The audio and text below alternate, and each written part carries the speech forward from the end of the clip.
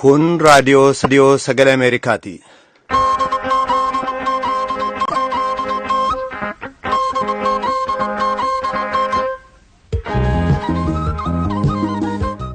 Raadiyoon sagalee Ameerikaa wixataa qabee haga Jimaataatti galgala keessaa sa'a lamaa walakkaa jalqabee haga sa'a sadiitti meetir baandii 1922-25 irratti Waashingtan DC irraa kan dabarsu sagantaa afaan Oromoo amma jalqaba.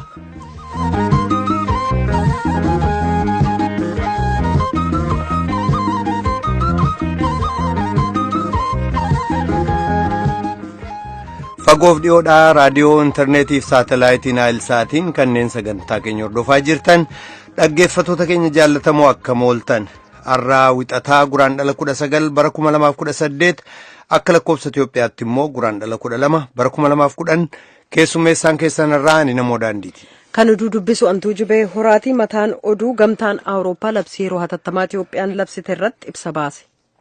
Magaalaa Gondar keessatti har'a hojii dhaabinsi mormii guyyaa 3 turuu jalqabamuusaa dubbatu jiraattonni mariin mootummaa Itoophiyaa fi adda bilisummaa biyyoolessaa Ogaaden gidduutti torban dabre jalqabamee ture furmaata malee xumuramee beellama kabiraa qabatee jedhamee jira. Akkasumas immoo labsii yeroo hatattamaa mootummaan Itoophiyaa baase irratti obbo Baqqalaa Garbaa waan jedhan qabanii kanneeniif kabiroodhaaf aga xumura sagantaa keenyaatti nu waliin turaa jenna dhaggeeffattoota keenya amma oduuf gara tujubeettan sin deebisa.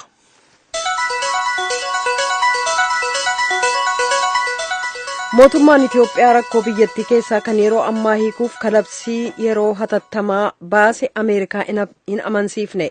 Kanaaf jecha gama hedduun deeggartuu Itoophiyaa akka taate Yuunaayitid Isteets labsii yeroo hatattamaa sana qeeqxee jirti. Eembasiin ishee Finfinnee jiru xumura torban kanaa ibsa baaseen labsiin kun ba'uu cimsee kan mormu ta'uu beeksiseera. Mirgaawwan bu'uuraa kan wal ga'uuf yaada ofii walabummaan ibsachuu irratti gura kaa'ee jira. Dubbi himaan embasichaa Niikoolaas Barnetis isuma kana calaqqisan. We believe that the challenges facing Ethiopia are best addressed by the full range of society, the full range of views. Qormaanni Itoophiyaa mudataa jiran daran hiikamuu kan danda'an hirmaannaa hawaasichaa guutuu ta'ee fi hirmaannaa yaadawwan adda addaa hirmaachiseen yoo ta'e qofa. Kun immoo namoonni karaa ifaaf haala ijaaruun waltajjiin yaada isaanii ibsatan jiraachuu gaafata. Sana labsii yeroo hatattamaa yookaan immoo muddamsuutiin galchuun garuu rakkisaa ta'uu danda'a. Fooyya'inni yeroo dhiyoo as argaa jirru jajjabeessamuu barbaachisa ture. Waltajjiin siyaasaa akka bal'atuuf yeroo dheeraadhaaf dubbataa turre. Labsiin yeroo hatattamaa kun garuu sana kan gufachiisu ta'uu danda'a jennee yaaddoo qabna. Yuunaayitid Isteets diimokiraasii mirga namaaf dhimmootii fakkaatan irratti mootummaa Itoophiyaa waliin adda addummaa jiru kan mari'atu marii cufataa ta'een akka ta'e qaamotiin dubbataa jiran ni jiru. Ibsi miilanaa garuu kan mul'inatti beeksifame keessaa isa cimaa ta'uun illee ibsameera. Dubbi himaan dhimmootii alaaka gamtaa Awurooppaa haala yeroo ammaa Itoophiyaa keessa jiru laalchisuun ibsa kennanii jiran. Hariiroon alaaka gamtichaa ibsa kenneen Muummichi ministeeraa Itoophiyaa Hayilamaariyaam Dassaaleeny aangoo gadhiisuun Itoophiyaa keessaa walamantaaf haalli sirriitti kana ta'a jedhu dhabamuuf akka uume ta'uu ibsanii komee uummataaf deebii kennuuf jecha muummichi ministeerichaa akka ka'umsa isaaniin kan dubbatan jijjiiramni gaariin guutummaan akka itti fufu gochuun mootummaa haaraa dhufaa jiruuf baay'ee barbaachisaa akka ta'e illee tuqee jira ibsichi. Itti dabaluudhaanis rakkoo uumameef furmaata waaraa kennuuf ce'umsa nagaan fiduuf ka gargaaru aangawoonni mormitoonni sabaa himaaleen waldooleen siiviliif walumaa gala qaamni dhimmi ilaallatu martinuu marii keessatti hirmaatu geggeessuu qofaa akka ta'e illee hubachiiseera. Labsiin yeroo hatattamaa deebi'ee labsamuun haala nagaan ce'umsa geggeessuu balaarra ka buuse ta'uu kan beeksise ibsi gamtichaa labsichi amma danda'ametti yeroo gabaabaaf akka ta'uuf mirgi namaa heera biyyattiirra taa'ee jiru kan hin dhiitne akkasumas gochaaleen hookkaraas akka ittisamu ta'uu akka qabu beekseera. Dhumarrattis michummaa keenya Itoophiyaa waliin qabnutti biyyattii keessatti nagaan waariinsa qabuuf jijjiiramni diimokiraasii akka dhufu gochuuf lammiin martinuu waliin akka hojjetan ibsi gamtaa Awurooppaa kun cimsee yaadachiiseera. Akka lakkoofsa Itoophiyaa guraandhala 8 bara 2010 mana hidhaa Ziwaayirraa dhiifamni godhamee fi kaba'an hoogganaan sochii gama kibbaarraa kataan obbo Solomoon Naayyuu, obbo Dabbasaa Daakaaf obbo Tashoomee Dabbaba gara magaalaa Daansaatti konkolaataadhaan namoonni geessan lama har'a to'annaa poolisii jala ooluu itti gaafatamaan waajjira sochii sanaa obbo Laggasa Lankaamoo beeksisuu isaanii Mallaskaachoo Ammahaa gabaaseera. Guyyaan gootota har'a Itoophiyaaf lammiiwwan Itoophiyaa addunyaa garaagaraa keessa jiraatan biratti yaadatamee oole. Waggaa 81 har'a waraanni faashistii Xaaliyaanii Finfinneef naannoo isheetti uummata 30,000 ol gara jabinaan fixuu isaarraan kan ka'e mootummaan Xaaliyaanii uummata Itoophiyaaf gumaa akka baasu ka jedhu dabalate gaaffiiwwan hedduu kan kaasan hiriirawwan nagaa as Waashingtan DC'tti kan argamu embaasii Xaaliyaaniif embaasiilee Vaatikaan fuulletti kan geggeessame yoo ta'u naannoowwan bakka birootti illee geggeessamaa jiraachuu Alulaa Kabbada gabaaseera.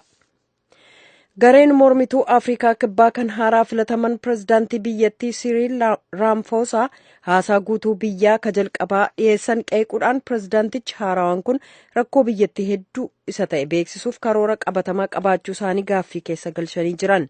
Jaakob Zuumaa bakka bu'anii guyyaa tokko booda Raamfoosaan jimaata darbe haasaa dhageessisanii cicha guddaa hoogganaan isaanii cimaan qaban faana akka bu'an uummata gaafataniiru.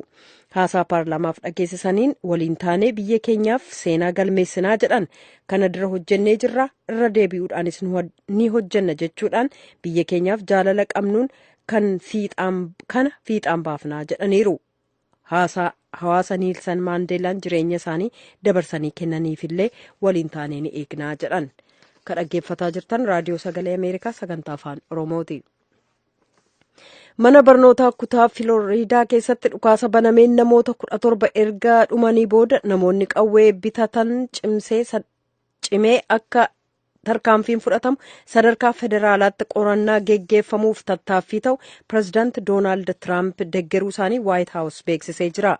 Dubbiimtuun Waayit Haawus Saaraa Hakabii Saanders akka jedhanitti Tiraamp seera gam lamaanii hirmaachise ka dimookiraaticha kutaa Kanitikeet kan yeroo dheeraaf farra qawwee qabaachuu ta'uun falmaa turan senatar Chris Murphy waliin illee mari'ataniiru jedhan.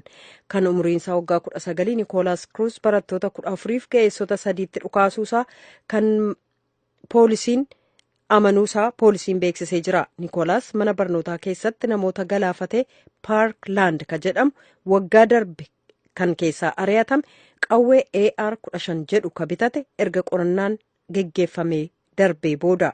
Waashingtan keessaa seeratumtoonni dimookiraatotaa qawwee bitachuuf to'annaa cimaan akka geggeessamu yoo gaafatan riippaabilikaanonni immoo mormuudhaan seera heerarra taa'ee jiru kan namni qawwee qabachuusaa dhiitaa jedhan. Yuunaayitid Isteetsi Kooriyaa kaabaa waliin mari'achuuf fedhii haaraa kan agarsiiste yoo ta'u rakkoo niwukilaraa furuuf garuu yeroo dhiyoo furmaati karaa nagaa ni argama jedhanii amanuun rakkisaadha. Ministiriin dhimma alaa Yuunaayitid Isteetsi Rex Tillerson kaleessa ibsa kennaniin hariiroo quunnamtii Kooriyaa kaabaa waliin jiru banaa taasisanii turuuf ka yaadan ta'uu isaanii mootummaan Kim Jong-un mariif qophee ta'uusaa garuu dhaggeeffataa akka jiran ta'uu beeksisan oduu namaaf qabnu kanuma. Karagaa jirtan as Waashingtan DC irraa kadabru raadiyoo sagalee Ameerikaa sagantaa afaan Oromooti.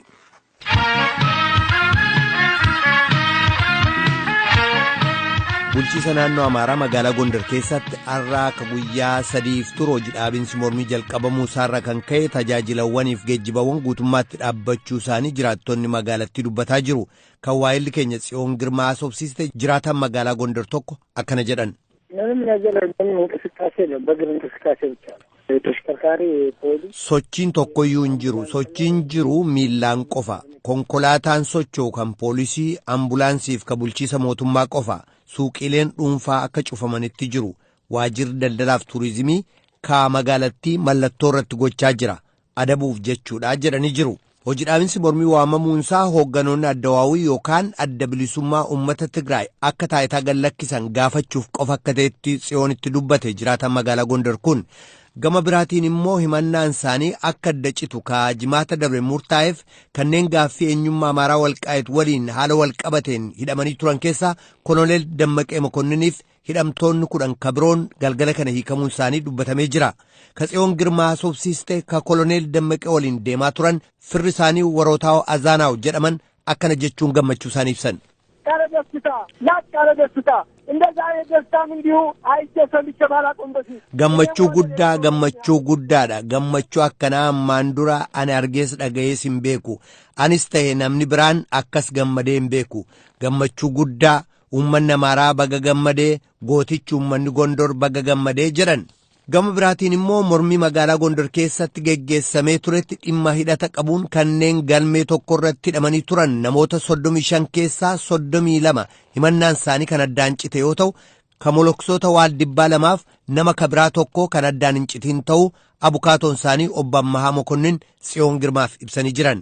Abbaa Gabre Sillaaseef Abbaa Gabre Yesuus kanneen jedhaman moloksoonni lameen mana hidhaa keessatti uffata isaanii amantii akka ofirraa baasan dirqisiisamuu reebamuu lafarra harkifamuu isaaniif iyyannaa mana murtiitti kan dhiyeeffatan ta'u abukaatoon isaanii kun dabalanii beeksisanii jiran.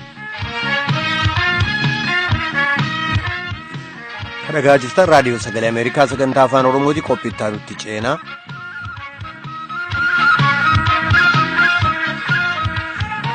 Labsii yeroo atattamaa mootummaan Itiyoophiyaa labse attamiin akka laalan kan dhiyeenya mana hidhaatii gallakkisaman ittaanaa dura ta'an Koongireesii Federaalaa Oromoo Baqqalaa Garbaa sanbata dabre kana tamsaasa kallattiin marsariitii irratti dabarsine irratti haasofsiisnee turre. Tujubeetu dubbise. Labsiin yeroo atattamaa egaa akkuma beekamu biyyi rakkoo keessa yeroo seenudha kan inni labsame. Labsiin akka kanaan duras biyya kana keessatti labsamee ni beeka garuu yeroo sana dhuguma rakkoon tureera amma garuu wanni yeroo ammaa kana labsii kana labsisiisuuf nama dirqisiisuuf mootummaa dirqisiisuuf baay'ee waan jiru fakkaata. Kan kana duraatti adda ka ta'e haalli mootummaa yaaddessee gara labsii yeroo hatattamaa kanatti geessu maali jettu sin haala amma jirurraa innaa ilaaltan.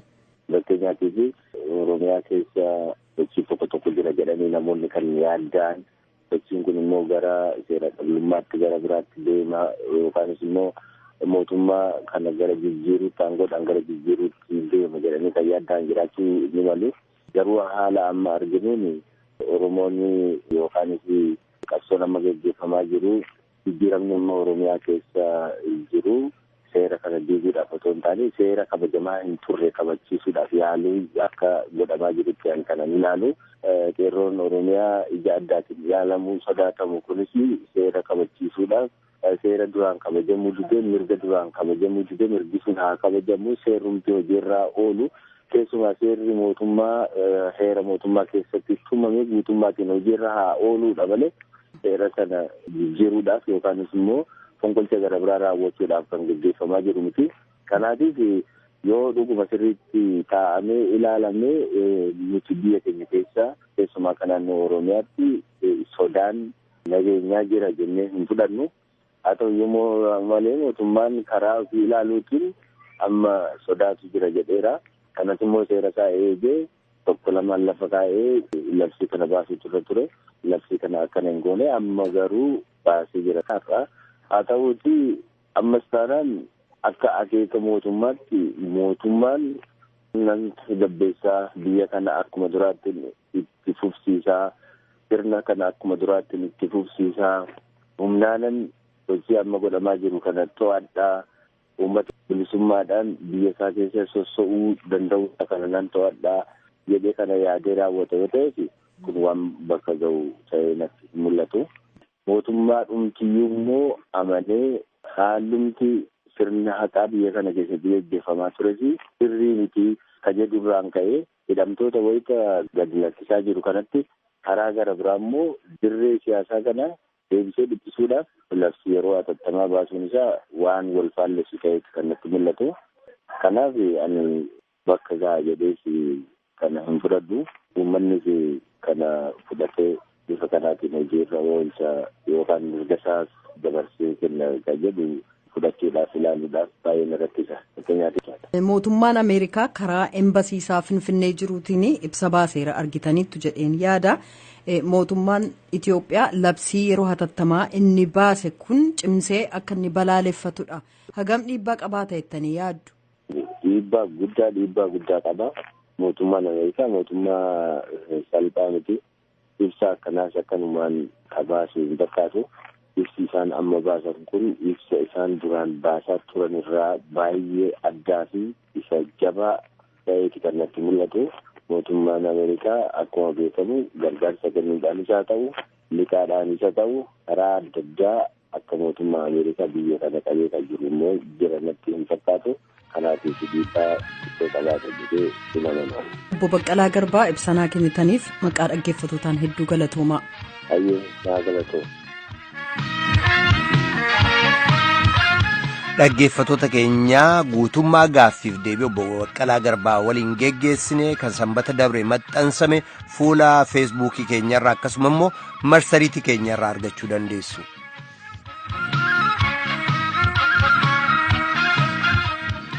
Amma yeroon galgala keessaa 2:46 ta'ee jiraas Waashingteen DC. Mareen dhiheenyaa adda bilisummaa biyyoolessaa Ogaadeniif mootummaa Itoophiyaa gidduutti geggeessame waliigalteerra tuunga'iin beellama kabiraa qabachuudhaan xumuramee jira. Itti gaafatamaan dhimma alaa adda bilisummaa biyyoolessaa Ogaaden mareen geggeeffame kun waldubbii ittaanuuf kan karaa saaqu jechuudhaan VOA'tti dubbatan. Qaamolee lameen kan mareechiisaa turan bulchaan kutaa bulchiisa Garriisaa ka Keeniyaa Abdii Kooraanee. Mareen torban dabre geggeeffame kun ka mareewwan bara 2012 irraa jalqabanii geggeeffamaa turanirraa addatti kan ta'e kan fooyya'insa qabu jechuudhaan dubbatanii jiru. Sanbata dabre immoo dhaabbatichi jechuudha addi bilisummaa biyyoolessaa Ogaaden dhaloota Ogaaden Keeniyaa jiraatan waamee waa'ee marii sanaa itti dubbatee jira. Kana laalchisuudhaan Daawit Galmoo gabaasee jira. Addi bilisa baasaa Ogaadenii fi mootummaan Itoophiyaa marii araaraa erga jalqabanii ganna 24 guuteera. Kana keessattis yeroo 40 ol ga'anii mari'atanus haga yoonaa waliigalteerra ga'uu hin dandeenye. Mareen dhiyeenya kana guyyoota 3 Keeniyaatti taasifames beellama birootiin xumurame. Mareen qaamolee lameenii kun bara 1998 as adda citee ka ture yoo ta'u bara 2012 akka haaraatti jaarsummaa mootummaa Keeniyaatiin lafaa jalqabameera. Dursaa maree kanaa kan ta'an bulchaan kutaa bulchiinsa Gaarrisaa akka Keeniyaa obbo Alii Kooraanee waa'ee maree kanaa yoo dubbatan. So this what happened now was not full-scale talks where all the delegates. Amma wanti ta'e maree bakka bu'ootni olaanoo garee lameenii gaggeessan otoo hin taane namoota garee lamaan ergamanii walga'ii itti aanuuf haala mijeessuuf dhufanidha. Garee lameenurra namoota 4 turani. Akkuma beekamu jalqabarraa kaasee dhimmi walabummaa siyaasaa, kan nageenyaa, dinagdee fi qabiinsi mirga namummaa ijoo marii ture. Eeyyee eegaanan abdaddaa fuuldurattis akka waliin mari'atan qaamoleen kun lameen. Dhimma maree kana ilaalchisees addi bilisa baasaa Ogaaden sanbata Keeniyaatti dhalattoota Ogaadeniif waa'ee maree kanaa ifa godhee jira. Maree kana irratti kan hirmaatanii turan itti gaafatamaan dhimma alaa adda bilisa baasaa Ogaaden obbo Abdurrahman Mahirii yoo dubbatan. Well, this meeting was an exploratory meeting. There was a focus group. Mareen kun yaada wal jijjiiruuf kan gaggeeffamedha. Garee lameenurraa namoota filamantu jiru. Nutis egaa ejjennoo keenya waa'ee Itoophiyaa keessumaa waa'ee Ogaaden maal akka ta'e himneef jirra. Mootummaan Itoophiyaas dhimma nageenya Ogaaden ilaalchisee ejjennoo isaaniif ibsee jira. Egaa nutis maal akka barbaannu hin beeku, isaan maal akka nurraa barbaadan ni beekna nuti. Kana irratti kan nuti yaada wal jijjiirre. Garuu yaada maree kana waliif dhiyeessuu irratti rakkootu ture. Mareen kun egaa waan itti fufu ta'a. Paartilee mormituun hedduun mootummaa waliin mari'ataa jiru. Nuti immoo paartii mormituu waliinis mootummaa faanas maree godhuu qabna. Maree dheengadda dhalattoonni Ogaadenis Naayiroobitti taasisan irratti dhalataan Ogaaden maree addi bilisa baasaa Ogaaden mootummaa waliin gochaa jiru miidhama dhalattoota Ogaaden ni hambisa jechuudhaan dubbate. Mareen qaamolee lameenii kun dhiyeenyatti ni gaggeeffama jedhamus yoom akka ta'e garuu wanti himame hin jiru. Itti gaafatamaan dhimma alaa adda bilisa baasaa Ogaaden garuu bu'aa haala Finfinneetti ta'aa jiruutu marii egerii keenya murteessaa jedhan. Mootummaan Itoophiyaa haga yoonaa waa'ee maree gaggeeffame kanaa wanti dubbatee hin jiru. Gabaasa Raadiyoo Sagalee Ameerikaaf Galmoo Daawit Naayiroobii. Dhaggeeffatoota keenyaa amma immoo gara qophii keenya taanutti ceenaa namoota torban dabre keessa mana hidhaa mootummaa Itoophiyaatti gallakkisaman keessaa aga tokko haasofsiisnee dhiyeessuun keenya ni yaadatama. Har'a immoo shamarree Caaltuu Taakkalaaf obbo Badhaasaa Tolaa dhiyeessina. Yeroo jalqabaatiif waggaa 10 dura hidhamuu ishee dubbatti Caaltuun jaallannetu dubbise. Jalqaba yeroo hidhamu 2000 akka bashaatti. Yeroos barattuudha moo maalidhaati? Eessa baratte? 6 kiiloo. Maal barataa turte? Political science. Waggaa meeqaffaa? 3ffaa. Ijoolleen yeroo sana si duukaa qabaman jiru? Jiru garuu ijoolleen ani beeku miti. himannaan sirratti dhiyaate maal ture yeroo sana? የሀገር የግዛትና የፖለቲካ አንድነት መንካት tokkummaa siyaasa biyya tokko humnaan booreessuu danda'uutti galamee ture. Ati immoo keessa harka qabda turteessa kan? Lakkebboon qaban harka keessa. Ragaa sirratti dhiyaateera? Ragaan qabani manni murtiis hundumtu jaruma waan ta'eef ragaan qabani ofuma isaanii ragu ofuma isaanii nama himatu ofuma isaanii namatti murteessu. Balleessaa tokko malee waggaan 12 natti murtaa'e. Sana booda waggaa meeqa hidhamte? Waggaa 3 akka hidhametti dhiifama gaafadhuuti ba'ii mootummaan dhiifama siifaa godhu jennaan waan hin balleessin qabu dhiifama hin gaafadhu jedhee waggaa 8 fixee akka seera mana sirreessaatti ba'uunarra ture dhiifama gaafachuu waan diddeef jedhanii guyyaa 45 na tursiisanii waggaa 8 guyyaa 45 isa booddee nan hiikame. Jireenya immoo egaa jalqabdee booda immoo lammata hidhamuu kee sooshaal miidiyaa kan himu. Isa boodanaa hidhamuu fi isa dura gadhiifamte gidduu ammam ala turte jechuun hidhaadha al? 8 kana booddee Sudaan deemaan ture hojiif Sudaan deemaan jirtu dhiifama kan gaafachuu didde ammas deebitee Eertiraa deemtee leenjii adda bilisummaa Oromoo fudhachuuf deemtaa jedhanii ammas himannaa haaraan irratti bananii. Bara kam keessa gaa kun? Akka Itoophiyaatti 2009.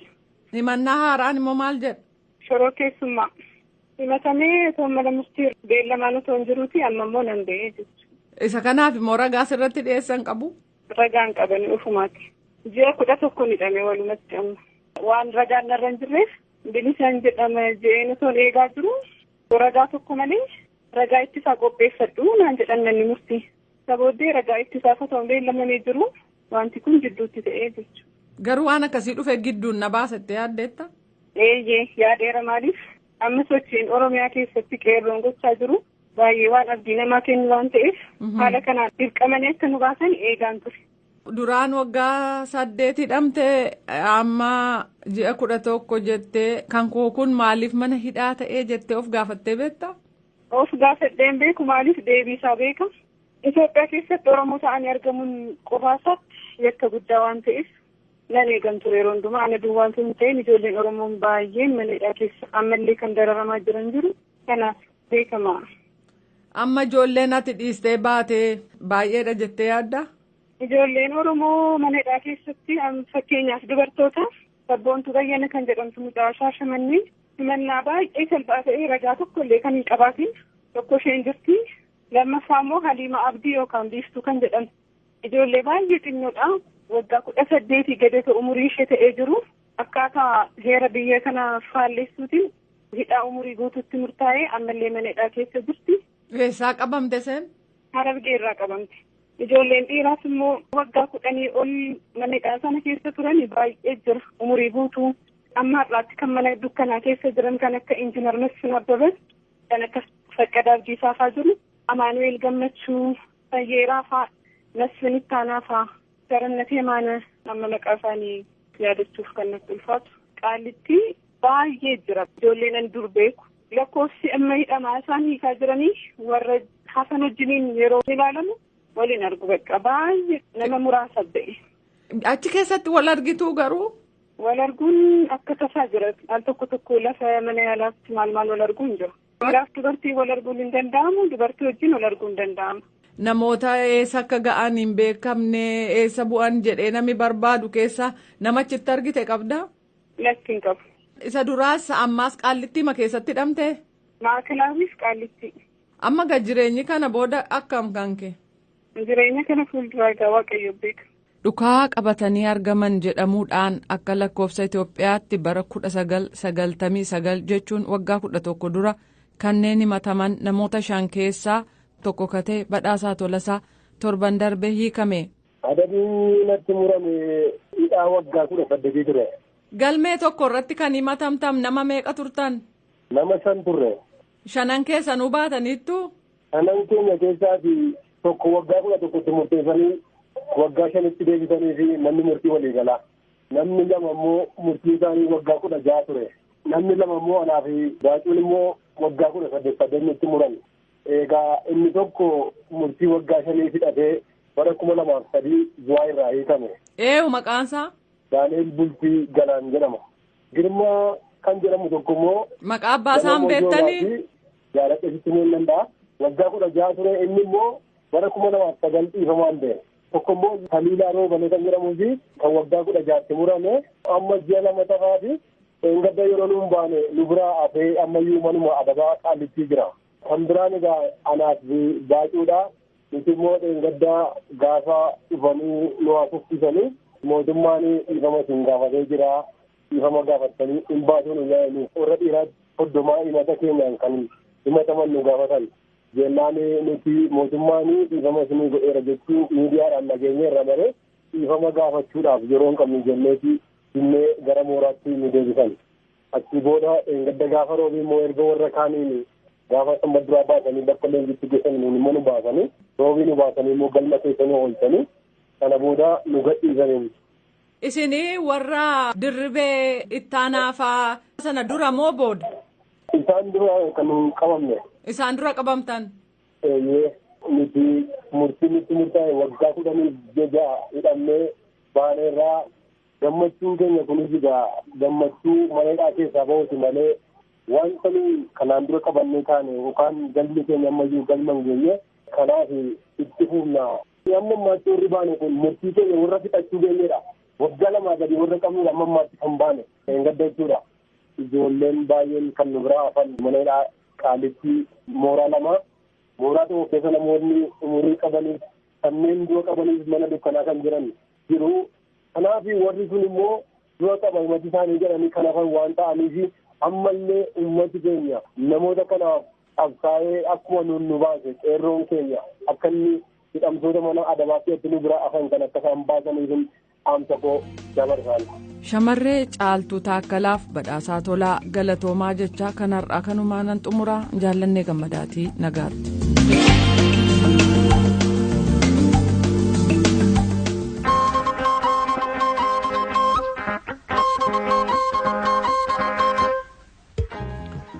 raadiyoon sagalee ameerikaa galgala keessaa sa'a 2:00 jalqabee haga sa'a 3tti meetir baandii 19 yookaan kiilooherzii 15,180 15,630 15,785 irratti meetir baandii 22 yookaan kiilooherzii 13,860 irratti akkasumas meetir baandii 25 yookaan kiilooherzii 12,110 12,130 irratti wixata haga jimaataatti qophii afaan oromootiin dabarsu asirratti raawwata qophii boruutti walitti deebina nagaatti bulaa amma sagantaa afaan amaaraatu itti fufa.